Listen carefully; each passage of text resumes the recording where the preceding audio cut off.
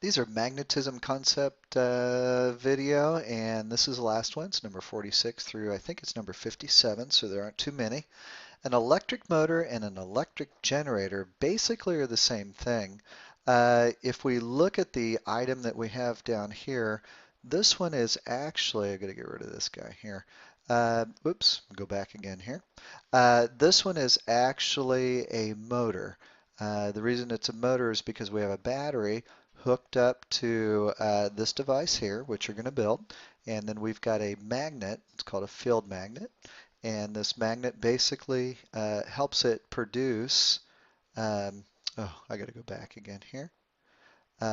Basically, this magnet helps it turn because it's attracted, and then it's repelled and attracted and repelled as the battery produces voltage going through the actual turns in the wire. So both a motor and a generator are very similar.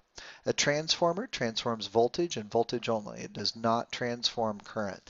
It transforms voltage, and then that voltage, because it switches, it then will have a higher or lower voltage, and then based on your resistance, you'll get a higher or lower current as it goes through. Number 48, a step-up transformer increases voltage. A step-down would decrease. So here, number 48, step-up transformer actually does just take that voltage and go up.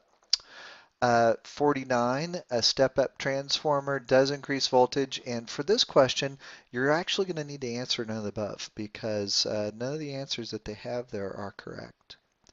For number 50, the principal advantage of AC power over DC power is AC voltage can be very easily transformed or stepped up or stepped down, and it's very difficult to do that with DC power. Number 51, the primary coil of a transformer is 100 turns.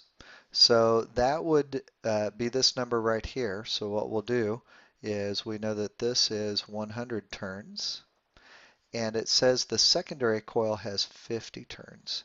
So I'm going from a higher number to a lower number. So anytime you go from a higher number of turns to a lower number of turns, we say that that is what we call a step-down transformer. For number 52, if a transformer increases AC voltage, it will also increase, it will just increase voltage.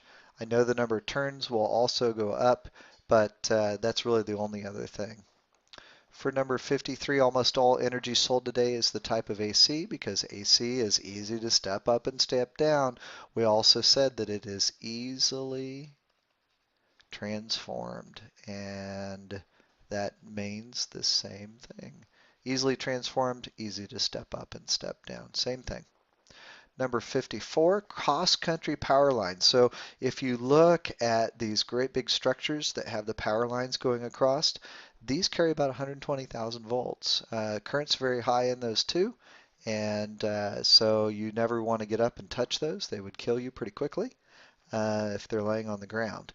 If they're up in the air, I'm going to show you a video during class where you'll see somebody in a helicopter actually will go out and they can walk along them because they're not grounded, and that's really a cool thing.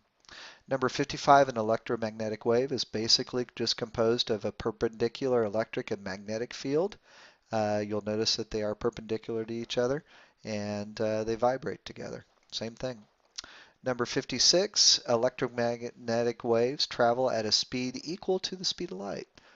So they're pretty quick as they move through. Radio waves are electromagnetic waves, microwaves are electromagnetic waves, and they all do travel at a speed equal to the speed of light. And the last one here says neon signs require about 12,000 volts to operate. So we're going to put 12,000 volts.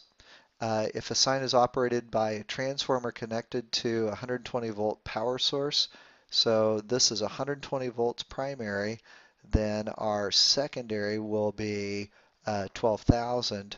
The ratio of the primary turns to the second on the transformer of primary to secondary turns.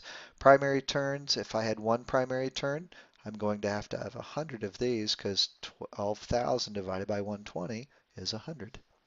And that should be the last one, and it is.